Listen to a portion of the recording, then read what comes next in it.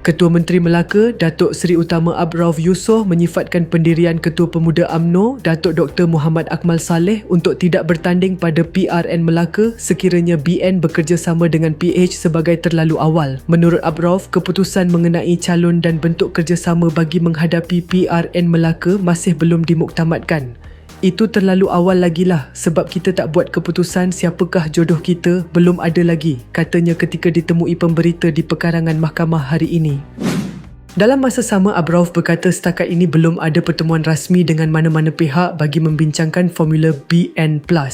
Masih belum lagi ada satu titik pertemuan secara rasmi untuk saya memulakan rundingan ataupun perbincangan tentang yang saya katakan BN+.